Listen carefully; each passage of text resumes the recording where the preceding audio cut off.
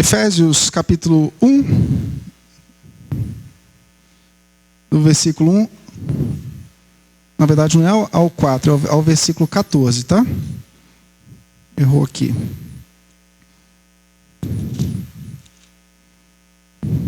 Efésios 1, do 1 ao 14.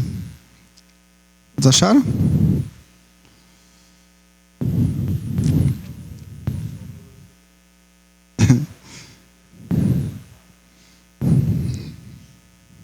Eu vou tirar daqui que está me passando vergonha, né? Vai acompanhando aí. Agora procura na tua Bíblia. Diz assim, a minha versão é NAA. Diz assim: Paulo, apóstolo de Cristo Jesus, pela vontade de Deus, aos santos que vivem em Éfeso e são fiéis em Cristo Jesus. Que a graça e a paz de Deus, nosso Pai, e do nosso Senhor estejam com vocês. Bendito seja o Deus e Pai de nosso Senhor Jesus Cristo, que nos abençoou com todas as bênçãos espirituais nas regiões celestiais, em Cristo. Antes da fundação do mundo, Deus nos escolheu nele para sermos santos e irrepreensíveis diante dele. Em amor, nos predestinou para ele, para sermos adotados como seus filhos, por meio de Jesus Cristo, segundo o propósito de sua vontade, para louvor da glória de sua graça, que ele nos concedeu gratuitamente no amado. Nele temos a redenção, pelo seu sangue, a remissão dos pecados, segundo a riqueza da sua graça, que Deus derramou abundantemente sobre nós, em toda a sabedoria e entendimento. Ele nos revelou o mistério da sua vontade, segundo o seu propósito que ele apresentou em Cristo, de fazer convergir nele, na dispensação da plenitude dos tempos, todas as coisas, tanto as do céu como as da terra. Em Cristo fomos também feitos herança, predestinados segundo o propósito daquele que faz todas as coisas conforme o conselho da sua vontade. Olha o verso 12. A fim de sermos para louvor da sua glória, nós, os que de antemão esperamos em Cristo. Nele também vocês, depois que ouviram a palavra da verdade, o evangelho da salvação, tendo nele também crido, receberam o selo do Espírito da promessa. O Espírito é o penhor da nossa herança, até o resgate da sua propriedade em louvor da sua glória. Nós vamos trabalhar a teologia de Efésios hoje, de um modo panorâmico, e eu vou passar algumas dicas de como aconselhar biblicamente conforme a teologia de Efésios. Tá bom? Mas antes disso, eu queria destacar aqui um problema da pós-modernidade. E esse problema da pós-modernidade alcança o povo de Deus, porque nós estamos inseridos, historicamente, né? E diga-se de passagem, nós recebemos um fluxo de ideias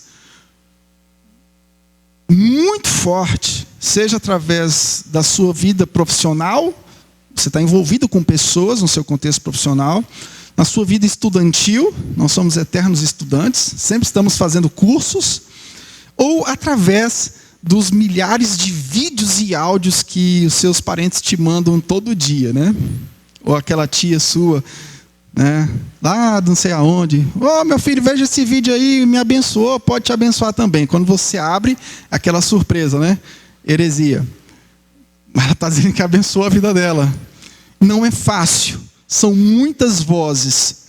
E a cada dia que passa, essa característica da pós-modernidade, da individualidade, ou seja, uma vida voltada para si mesmo, essa característica ela toma um espaço muito forte nas nossas vidas. E nós precisamos compreender que nós temos outro critério de vida, tá bom?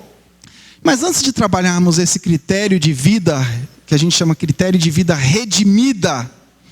Eu quero destacar aqui, eu quero usar aqui esse teórico chamado Philip Reif, e ele trata do triunfo da terapêutica. Eu quero introduzir essa aula com o que ele, olha só, o que ele como sociólogo percebeu acerca daquilo que nos sonda, aquilo que às vezes cristãos não estão conseguindo perceber, líderes estão comendo mosca.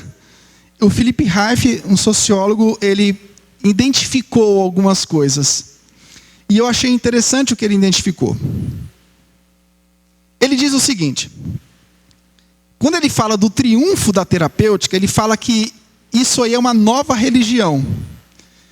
Coisa que, de fato, teólogos mais conservadores já vinham alertando. Já vinham alertando, uma nova religião. Gente, o cristianismo sempre exerceu influência no mundo. E as outras vozes, elas vão sempre se levantar como uma nova religião de combate. E de combate contra o próprio cristianismo. O cristianismo sempre vai ser alvo. E o Philip Reif vai falar sobre o triunfo da terapêutica como uma nova religião. Ele vai dizer que é uma dissolução de um sistema unitário de crença comum, porque o cristianismo ele advoga isso. É um sistema unitário de crença comum. A gente sabe que depois do iluminismo e até chegar ao século XIX, houveram várias tentativas, e até hoje existem tentativas de desconstrução desse sistema unitário de crença comum. O último agora é o Jacques Derrida, né? O filósofo francês, que trabalha muito com essa questão da desconstrução. E o Philip Reif vai dizer também que os espiritualizadores cederam espaço aos psicologizadores. A gente já vem trabalhando isso aqui. Os púlpitos se tornaram, eu vou trabalhar aqui, os púlpitos se tornaram grandes plataformas de terapia comportamental, não de pregação do evangelho. Tem igrejas que já têm um núcleo específico de atendimento psicológico com todos os psicólogos. Você imagine, o pastor chega domingo à noite, quem é psicólogo aqui? Você, 30 pessoas se levantaram como psicólogo. Venha fazer parte do núcleo de psicologia da igreja. Na outra semana esse cara está atendendo. Está atendendo. Ou seja, o pastor delega. Absurdo isso. A nova religiosidade de Freud e seus seguidores, como Carl Jung. Gente, Carl Jung era filho de um pastor reformado. Isso é triste, mas pode acontecer. Eu oro para que não aconteça isso, mas Carl Jung era filho de um pastor reformado. Contei a história dele para vocês. A nova religiosidade da terapêutica, do triunfo da terapêutica, busca ajudar os homens a evitarem maiores danos para si mesmo. O próprio pai do Carl Jung, como pastor reformado, ele morreu numa situação de sofrimento. E o Philip Reif vai dizer o seguinte: o Carl Jung, ele olhou para o cristianismo e disse: esse cristianismo aí não é algo bom, não. Se fosse bom, meu pai não teria passado os últimos dias da vida dele nesse sofrimento todo. Então, as teorias do Carl Jung, por exemplo, a gente pode dividir em duas partes: na parte da sexualidade, na parte da religiosidade. Tem um quê de revolta contra o cristianismo, que massacrou o pai dele, que era pastor.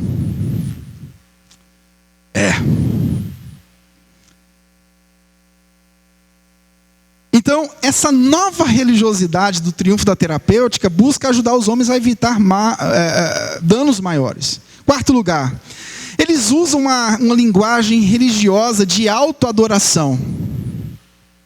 Diferente de Moisés, que dá um fim à alegria do povo lá, né? diante dos propósitos de idolatria do povo, vem o líder e vem com a notícia, ó, está tudo errado.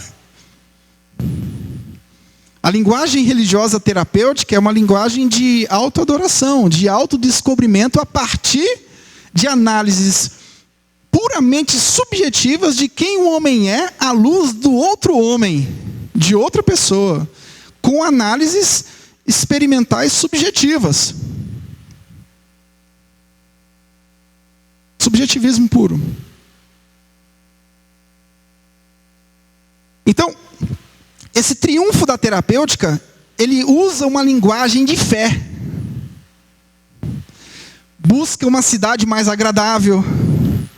Usa uma visão secular do consolo, que torna obsoleto as visões de salvação, de redenção. É um consolo humanista. Nunca se esqueça que o mundo conspira contra a palavra de Deus. É uma guerra de narrativas. A grande narrativa do Evangelho sempre está enfrentando pequenas narrativas que são como ervas daninhas. Sexto lugar, são terapêuticas com senso de bem-estar manipulável, como um processo de irreligião da época. É um tipo de felicidade sem Deus. É um tipo de paz sem o Evangelho. Felicidade sem Deus. Paz sem o Evangelho.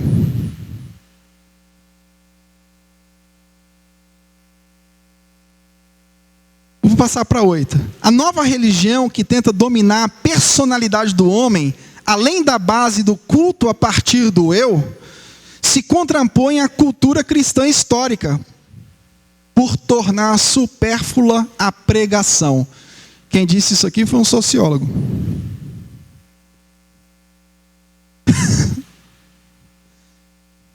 O cara está identificando coisas que tem alguns pregadores que estão comendo mosca. Incrível. A cultura que precede a atual tinha em ordem o consenso do não deverás, treinados pela ação do ritual. E o triunfo da terapêutica é: você pode tudo. Inclusive você pode conhecer a si mesmo através do autoconhecimento de quem você é. Verificado em quem o outro apresenta ser. Deus está fora disso. O propósito comunal religioso é necessário à sobrevivência diante da articulação da linguagem de fé psicológica do homem que precisa ser agradado. O que ele está dizendo aqui? Que precisamos nos articular, porque o triunfo da terapêutica é uma linguagem de fé psicológica do homem que precisa ser agradado. E o Evangelho não tem nada disso. O Evangelho em nenhum momento nos agrada. O Evangelho é sobre Deus. O Evangelho é sobre como viver para a glória dele. Isso não agrada a gente em nada. Isso é desconfortante. Mas a triunfa da terapêutica, na minha opinião, é um processo de destronar Deus da história da humanidade, através do Evangelho bíblico, que sempre foi influência da humanidade. Bom, esse é o quadro pintado por Philip Reif, o referencial que eu estou usando hoje para introduzir. Não vou usar esse referencial para dar dica de aconselhamento. Eu quero trabalhar a teologia de Efésios para o processo do aconselhamento. Bom, a gente leu aqui do capítulo 1, do versículo 1 ao verso 14. E basicamente, o tema de Efésios é um Deus trino, e reconciliou, por intermédio do sacrifício de Jesus, nos reconciliou consigo mesmo através do sacrifício de Jesus, uniu pessoas diversas em sua igreja, pela fé na obediência do Filho por meio da graça, e a consequência desse povo reunido é uma vida de tributo de gratidão ao Senhor. Então, um resumo da vida do Evangelho: a vida do Evangelho é uma vida de tributo e gratidão ao Senhor, diante de um Deus trino na figura de Cristo, que nos reconciliou e nos uniu como igreja, pela fé no sacrifício e obediência dele, por meio de sua graça, e hoje a gente vive aqui expressando esse louvor, essa vida, esse tributo vivo de gratidão ao Senhor. Resumi a teologia bíblica de Efésios. O prólogo aqui vai nos ensinar sobre isso. Beleza. Então nós temos aqui um quadro inicial da teologia bíblica de Efésios. Bom, nunca nos esqueçamos de que, como corpo de Cristo, a graça é fundamental nesse processo. Deus nos ajuda a viver uma vida de tributo de gratidão ao Senhor. Nós temos uma exigência, nós precisamos observar a lei de Deus, e isso hoje é possível, por quê? Porque Jesus observou a lei completamente, e por sua graça, nós conseguimos também observar a lei de Deus. Então, a graça e a lei estão aqui, conectada. O próprio Deus nos ajuda a viver uma vida de tributo e gratidão a Ele. Porque você pensa, puxa vida, como é que eu vou pegar a minha vida, que é tão enrolada, que é tão cheia de problemas, como é que eu vou viver uma vida de tributo e gratidão ao Senhor, em todas as áreas da minha vida, no casamento, nas finanças, na criação de filhos, na vida profissional? Isso é possível? Viver esses mandamentos do Senhor em todas as áreas da vida, de modo que Deus seja glorificado, é possível? Sim, é possível. Ele te dá graça para você fazer isso. Antes você tentava cumprir a lei e não conseguia. Conseguia? Não. Mas pelo mérito do Filho, você consegue. Vivendo pela fé naquilo que Ele fez e te capacita pela graça a fazer, você consegue. E é exatamente isso que mais pega no nosso dia a dia: viver para o louvor da glória de Deus. Nós somos tentados a viver para nós mesmos, o tempo todo. O tempo todo a nossa vida, ela nos puxa. A vida nos puxa.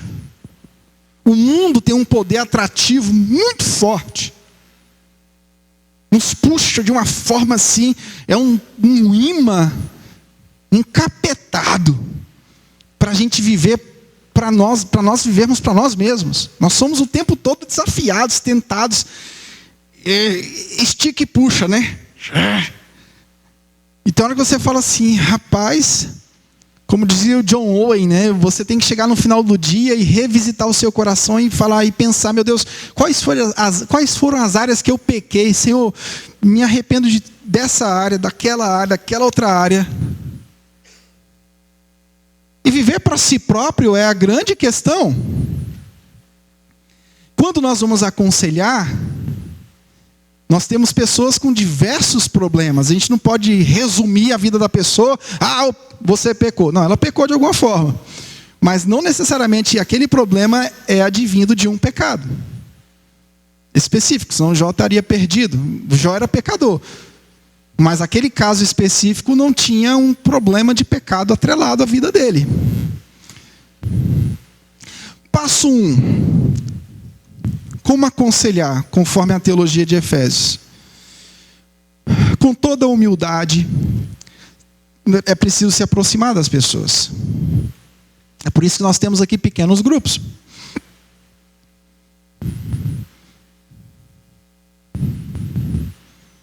É por Por isso que nós temos os pequenos grupos. Cada pastor e presbítero é direcionado a pastorear toda a igreja do Senhor. Se a gente não está conseguindo pastorear alguém, é porque essa pessoa não quer. E há casos assim, pessoas não, pastor, não quero. E a gente não pode fazer nada. Mas que o nosso presbitério está envolvido plenamente em se aproximar das pessoas, está. A gente está junto o tempo todo organizando essas paradas todas. Mas no dia a dia, você precisa se aproximar das pessoas. Se aproximou das pessoas, não é para tomar café todo dia na casa dela não, irmão.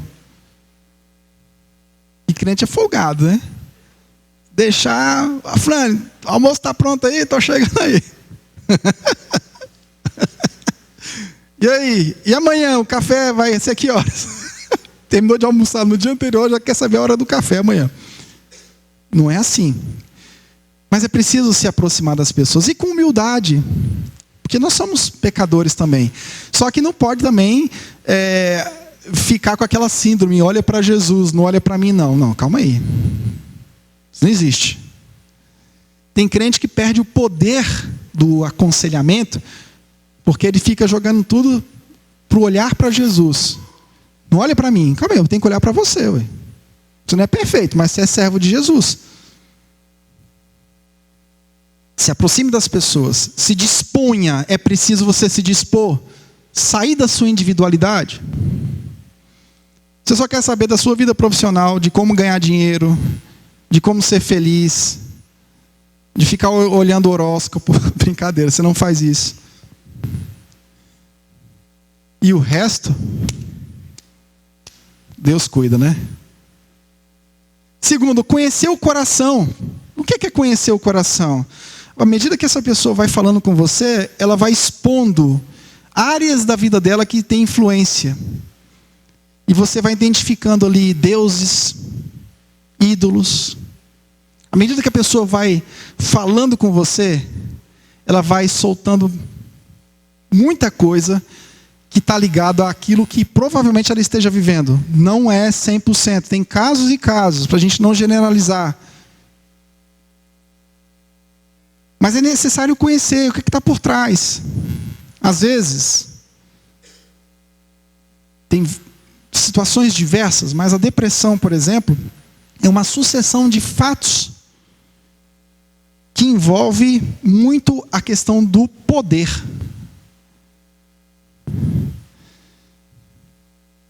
Dinheiro, posição social.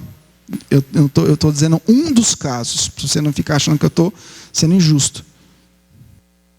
Ascensão profissional. Tudo isso vai criando um processo de ansiedade, de depressão. Brasília, por exemplo, muitas pessoas não se aposentam da forma como queriam. Eu conheço uma história de uma mulher que ganhava 15 mil no ministério, nesses ministérios.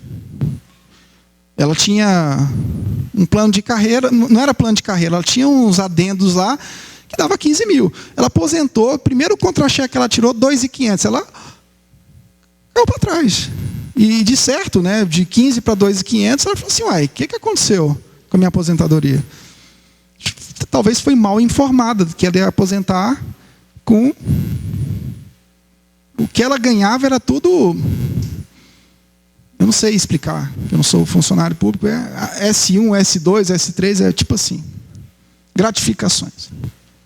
E essa mulher entrou num processo de ansiedade, teve que readaptar as contas, o estilo de vida, viagens. Se viajava para Sauípe, vai ter que dar um pulinho aqui em Caldas, tal, entendeu? Vai. E isso tudo influencia nas amizades. Quando o nível social diminui, as amizades mudam um pouco, a pessoa fica com vergonha. Sim ou não? Ou estou falando bobagem? É isso, meu amigo. Então, a gente precisa conhecer as pessoas. Terceiro lugar, ser pessoal em oração e conversar sobre o sofrimento. É importante a pessoa conversar, deixa a pessoa desabafar, falar sobre o sofrimento dela. Nós não estamos aqui para desprezar o sofrimento de ninguém. Nós queremos falar para essa pessoa que existe uma narrativa superior à dela, mas é necessário que ela exponha o que está acontecendo, até mesmo para você mapear o que se passa. Ela precisa falar o que está dentro do coração dela, ela precisa expor. Ela vai falar coisas, às vezes tenebrosas, que você como crente precisa estar preparado para ouvir. Ela vai expor pecados. Você fala, nossa, nunca imaginava, você para mim era o referencial e você está assim, desse jeito. Não, irmãos, isso a gente tem que ouvir com humildade. O problema dos outros a gente ouve com humildade. Não é com ar de superioridade. Não é com ar de seu pecador miserável, eu sabia que você era um pecador. Não. Não, o crente ele ouve. E converse sobre o pecado, porque nessa história de sofrimento, nem tudo está ligado ao pecado. Mas tem muito pecado envolvido nisso aí. Talvez não seja diretamente ao problema específico, mas a história da pessoa talvez seja uma história que muitas coisas não confessadas, outras coisas confessadas e não abandonadas. Tem pessoas que confessam e deixam. Tem pessoas que confessam, mas não deixam a prática pecaminosa. Tem outras pessoas que confessam. Tem pessoas que confessam e deixam, tem pessoas que confessam e não abandonam a prática. E ela vai tratando o pecado como se fosse um cachorrinho de estimação. Tudo isso a gente tem que discernir na conversa. Passo 2. Aplicar a teologia de Efésios aqui. Primeiro, não pressuponha que essa pessoa que você está aconselhando conheça o Evangelho. Então, o capítulo 1, do versículo 1 ao 14, nos mostra quem nós éramos. Nós éramos afastados de Deus. Nós estávamos afastados. Bendito seja o Deus e Pai de nosso Senhor Jesus Cristo, que nos abençoou com todas as bênçãos espirituais nas regiões celestiais em Cristo. Antes da fundação do mundo, Deus nos escolheu nele para sermos santos e irrepreensíveis diante dele. Em amor nos predestinou para ele, para sermos adotados como seus filhos, por meio de Jesus Cristo, segundo o propósito de sua vontade, para o louvor da glória da sua graça, que ele nos concedeu gratuitamente no amado. Aqui vai mostrar a nossa nova posição no Senhor. E essa nova posição é em contraste com a antiga posição, que Paulo vai tratar no capítulo 2, 1 de Efésios. Ele lhes deu vida quando vocês estavam mortos em suas transgressões e pecados. Então, a primeira coisa que nós precisamos tratar com quem a gente aconselha, lembra quem essa pessoa era, afastada de Deus. Aqui você vai trabalhar rapidamente as doutrinas da graça. Segundo lugar, destacar quem somos, reconciliados pelo mérito de Cristo. Por meio de Jesus Cristo, segundo o propósito de sua vontade. Terceiro, não desprezar a dor. No processo de aconselhamento, você não pode desprezar a dor. Mas mostre que o nosso maior problema não são os nossos problemas. Então o conselheiro não despreza a dor do outro. Só que ele não vai pegar a dor do outro e vai ajudar a outra pessoa a ficar lambendo feridas o resto da vida. Nós precisamos mostrar para ela quem ela é em Cristo. Ela precisa lembrar da sua identidade. O culto na sinagoga, lá em Neemias 8, é exatamente isso. O povo saiu do cativeiro babilônico, eles precisavam saber quem eles eram. E Esdras ia lá e expunha a lei do Senhor, mostrando para eles a identidade deles. É isso que nós fazemos com o nosso irmão. Nós precisamos lembrar quem essa pessoa era e quem ela é como reconciliada. Não desprezar a dor dessa pessoa, mas mostrar para ela que o nosso maior problema não são os nossos problemas. O nosso maior problema não são os nossos problemas. O nosso maior problema é passar pelos problemas sem a perspectiva do propósito dos problemas na nossa vida. E problemas todos nós temos. O nosso maior problema é quando a gente enfrenta o problema sem a perspectiva correta de como enfrentar os problemas. Nós temos problemas, mas o nosso maior problema é não enfrentá-los com a nossa identidade, com quem nós somos. Nosso maior problema é que a gente enfrenta a luta, mas a gente não enfrenta lembrando quem nós éramos antes de Cristo, o que nós somos em Cristo, a nossa nova identidade, a nossa nova vida em Cristo, a nossa esperança. Isso faz toda a diferença na vida. Isso faz toda a diferença na luta. Isso é pouco pregado. Eu sei que isso é pouco pregado hoje em dia. Isso é pouco ensinado hoje em dia também. É mais fácil montar uma turma de psicólogos como ministério da igreja para atender as pessoas do que ensinar o evangelho para as pessoas. É muito mais fácil. E muito penoso depois. Essas pessoas não vão aprender a lidar com a vida sob a perspectiva da cruz. Vão aprender a lidar com a vida sob a perspectiva terapêutica. Preciso ser feliz. A perspectiva da cruz não é essa, eu preciso ser feliz. A perspectiva da cruz é, em Cristo eu tenho o suficiente para viver essa vida. Essa é a verdadeira felicidade. Acredite, isso é o que vai nos cobrar. É isso que vai fazer diferença nas nossas vidas. Os problemas, mostrar que os problemas do dia a dia cumprem um objetivo.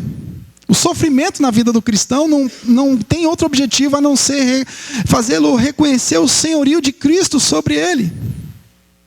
A gente viu isso quando analisei o aconselhamento à luz de 1 de Pedro. A teologia de 1 de Pedro. Hoje eu estou analisando Efésios. Quinto, levar o aconselhando a entender que o próprio Deus o ajudará a viver para a sua glória no sofrimento.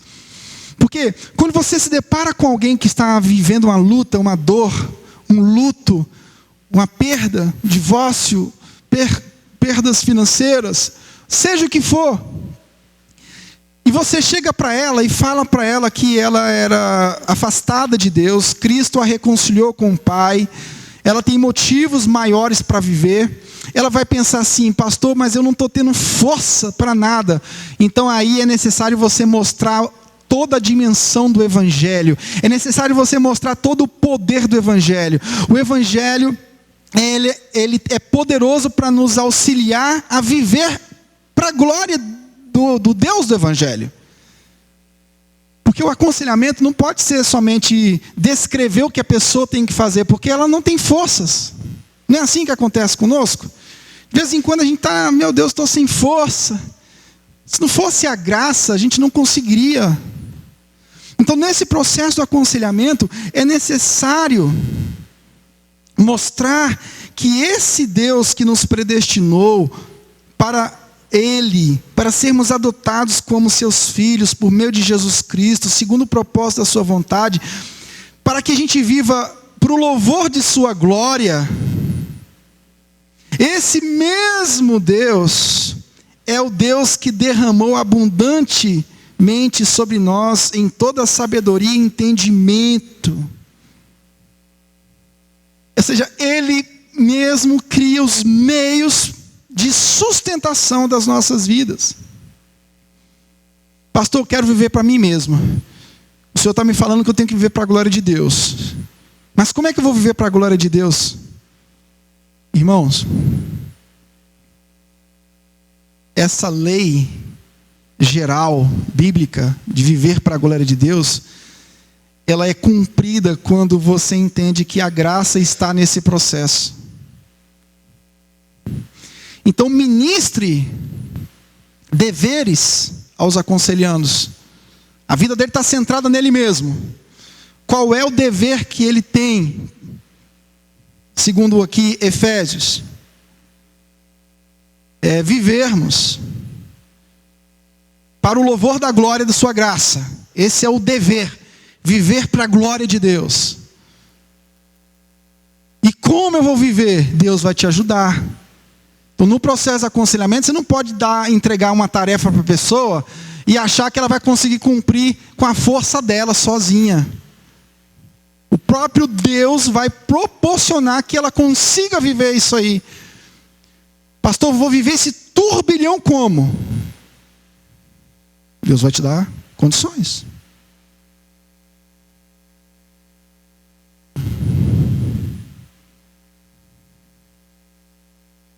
Deus é soberano. Mas vocês lembram lá de Filipenses 4, do 10 ao 20? Do 10 ao 13 a gente aprende a lição do contentamento, de acordo com a soberania divina. Paulo preso lá, mas encharcado da glória de Cristo. Do 14 ao 20 a gente aprende sobre o quê? Sobre a providência. Paulo falando para os filipenses, ó, da mesma forma que ele me sustentou na cadeia, ele vai sustentar vocês. Então não adianta tratar só da doutrina da soberania. Deixa Deus, você tem que tratar da providência. Providência e soberania andam juntas, porque senão Deus fica distante das pessoas. No aconselhamento, as pessoas não podem sentir Deus distante. Deus é providencial, Deus é pessoal. Não coloque a pessoa numa sinuca. Você precisa viver para a glória de Deus, seu pecador miserável. Não, você precisa viver para a glória de Deus, mas Deus vai te dar condições para você viver para a glória dele. Nós como igreja vamos orar por você, vamos andar com você, vamos ajudar você, vamos andar juntos. Deus é providencial para te ajudar a passar por essa luta. Capite? Se você joga a pessoa, você termina de matar a pessoa. Se você só lança a lei para ela cumprir e não mostra para ela a graça que vai capacitá-la a cumprir a lei, ela vai terminar de morrer. Porque ela vai dizer, não consigo. E de fato ela tem razão. Combinemos. De fato ela tem razão, ela não consegue. Eu não consigo. Se eu ouço uma pregação que o cara diz, olha, você tem que cumprir isso aqui. Eu digo, eita. É mesmo? Agora, quando o cara diz, Deus vai te ajudar a cumprir isso aqui, eu digo, opa, melhorou. Melhorou. Essa aí veio, a palavra amarga veio com doce de jiló, né? Quem já comeu doce de jiló? Então, é lei e graça. Você tem que cumprir, mas Deus vai te ajudar. Ou seja, é o doce de jiló. É o doce de jiló. Né? Qual o melhor, o jiló ou o doce de jiló? Nenhum dos dois, né, Débora? Docinho de jiló é melhor, né? Come melhor, né? Assim, me ajuda aí, diga que é melhor. Para cumprir meu propósito aqui. 3. Opa! Cai para trás não. Aplicações do texto. Bom, a gente viu aqui a doutrina da eleição, ela nos chama a Cristo. E todas as bênçãos da eleição estão nele. A eleição, ela fortalece a santidade. O versículo 4 diz o quê? Antes da fundação do mundo, Deus nos escolheu nele para sermos santos e irrepreensíveis diante dele. Então o crente precisa ser informado que ele foi eleito, mas não somente eleito. Essa eleição, ela fortalece, é um processo que fortalece a santidade. O Abraham Kuyper, ele dizia que a mesma graça que salva é a mesma graça que ajuda no processo da santificação. No livro dele, Teologia do Espírito Santo. Página... Não sei a página. Quem decora a página de livro é aquele... Alan Ruas, né? O bicho é um cavalo, rapaz. Como é que pode? Decora a página, ano, tudo, né? O que veio aqui na palestra do Ideologia de Gênero. Ele é animal. Você vai conversar com ele e você vai falar, rapaz, calma aí, vai devagar. Que você decorou página, ano, tudo. Eu decoro pelo menos o livro, o número da página ainda não. A eleição fortalece a santidade, visto que Deus escolheu para sermos santos. Ou seja, a doutrina da eleição não isola a nossa vida para fazermos o que bem entendermos dela. Então nós somos chamados para viver em santidade. E no processo da dor, a gente viu na teologia de Pedro que a grande questão no processo da dor é a gente entender isso. Porque a dor, ela tem um poder de te levar para o pecado, sim ou não? Nós buscamos recompensas no pecado diante do sucesso e do fracasso. É por isso que Paulo também fala lá em Filipenses 4. Com muito ou com pouco. Por quê? Porque certamente ele sabia que o muito e o pouco eram perigosos. O muito, ele gera êxtase. Não é? Rapaz, estou bem na fita, eu mereço dar uma pecadinha. Não é assim? Estou mal, meu refúgio é o pecado. Os altos e baixos sempre vão conduzir o crente a situações de se entregar a algum tipo de pecado. E viver para si próprio é o maior deles. Que te leva a fazer coisas que só Deus não duvida. Terceiro lugar, os crentes podem buscar a santidade confiantes de que o decreto de Deus nos dará tudo o que precisamos em Cristo para alcançá-la. O objetivo do aconselhamento é exatamente esse. No momento de alegria, de tristeza, sermos santos. Porque Ele nos elegeu para sermos santos. E o aconselhamento não é nada mais, nada menos do que isso. Na sua alegria, no seu sucesso, essa palavra sucesso, eu tenho até medo de citar ela. Me lembro dos coaches, né? Teve um coach agora que levou o povo lá para não sei aonde, né? Quase matou o povo tudo. No seu momento de alta, no momento de baixa, o que é o objetivo para a sua vida? Ser santo. Gente, para de inventar moda. O evangelho é muito mais simples que a gente imagina. Nos altos e baixos da vida, o que fazer? Aí vem as receitinhas de bolo. Nos altos da vida, vai para a beira da praia, ajude um pobre. Nos baixos da vida, faça isso. Não, meu amigo, no alto e no baixo da vida, seja santo. A natureza redentiva da igreja é o quê? Eleição para santificação. Pastor, eu estou sofrendo, e o senhor está me pedindo para ser santo? Não é eu que estou falando, é a palavra de Deus.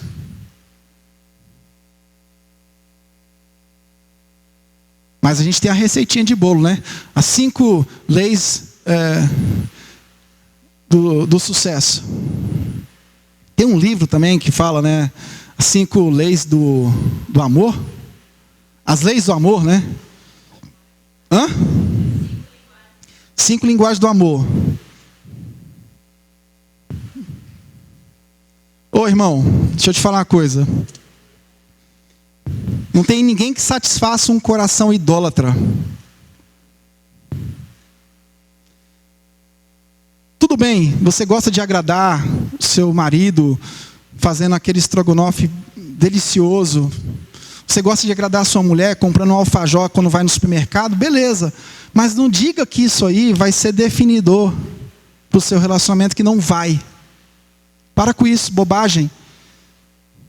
Ainda tem uns caboclos que pegam esse livro e transforma em 5 séries de mensagens. Em 5 sermões. e pega o livro e copia literalmente o livro. Pá, pá, pá, pá. Hoje a mensagem é sobre a linguagem tal. A nossa identidade está bem descrita aqui, que nós precisamos ser. Na dor, na alegria, na dor, nós precisamos ser fortalecidos à imagem de Cristo Jesus. E o interessante é que o texto todo é como a carne de cupim. Vai sempre mostrando, a fim de sermos, para sermos, olha só no versículo 4, para sermos santos. Aí no versículo 12, a fim de sermos para o louvor de sua glória.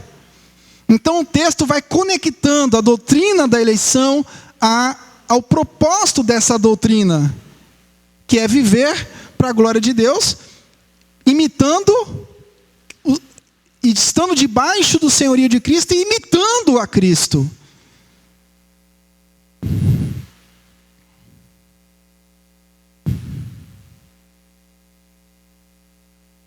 O que há de difícil de entender nisso aqui?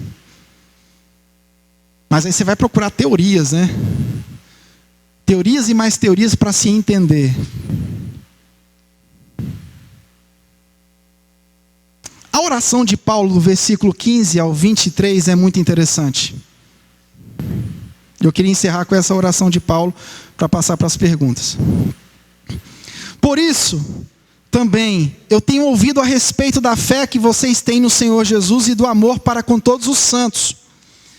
Não cesso de dar graças por vocês, mencionando-os nas minhas orações. Peço ao Deus de nosso Senhor Jesus Cristo, o Pai da glória, que conceda a vocês espírito de sabedoria, de revelação e do pleno conhecimento dele. Paulo aqui reforça de novo. Eleição para ser santo. Versículo 4, versículo 12. A fim de sermos para o louvor de sua glória. Aí Paulo ora para que nós sejamos plenos do conhecimento de quem? De Cristo. Peço que Ele ilumine os olhos do coração de vocês para que saibam qual é a esperança da vocação de vocês. Qual é a riqueza da glória da sua herança nos santos? E qual é a suprema grandeza do seu poder sobre nós, os que cremos, segundo a eficácia da força do seu poder? Ou seja, aqui ele vem e coloca de novo a graça. Ele diz, olha, seja pleno do conhecimento dele, mas aí depois ele vem, olha, mas isso aí é um processo gracioso.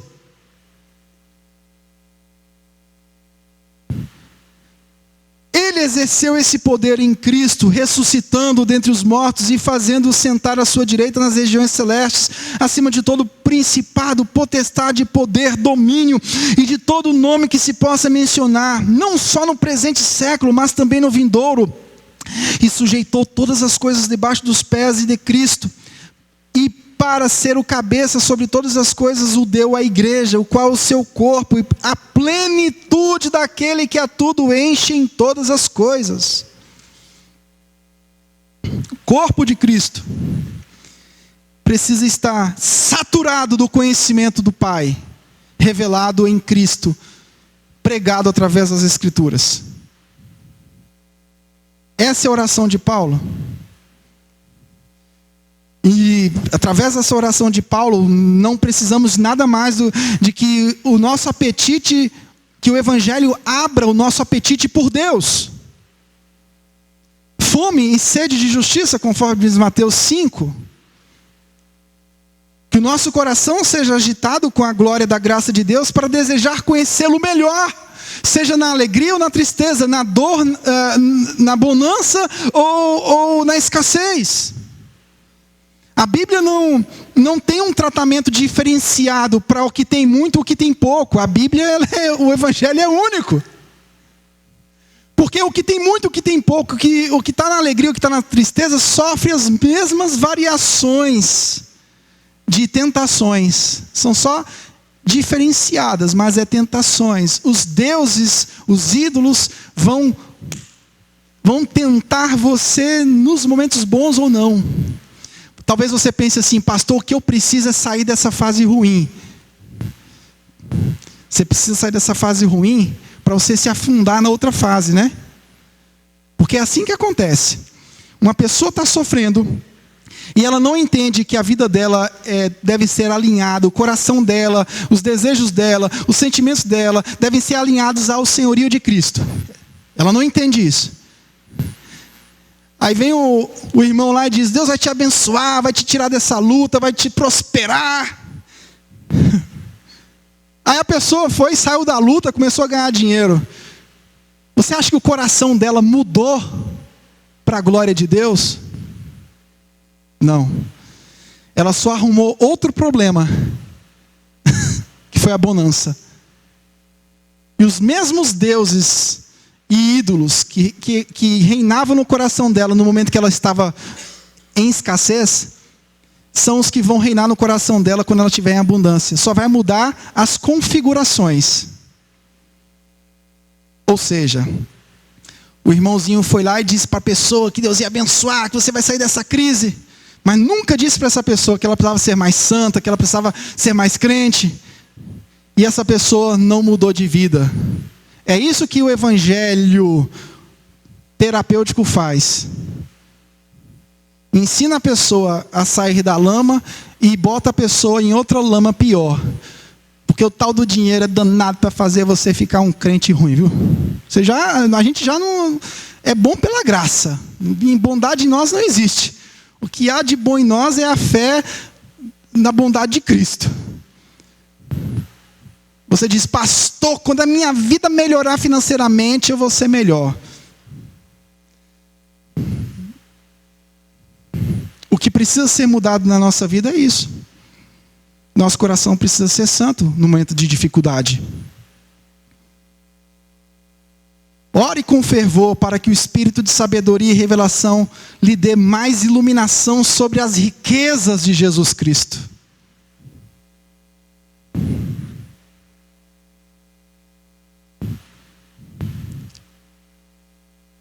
Essa oração final de Paulo aqui completa o fim da eleição, a finalidade da eleição.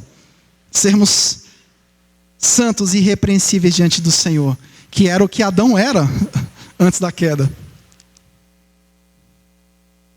E a oração de Paulo completa exatamente isso, o desejo de Paulo. O desejo de Paulo não é que as pessoas conseguissem vencer todas as suas dificuldades.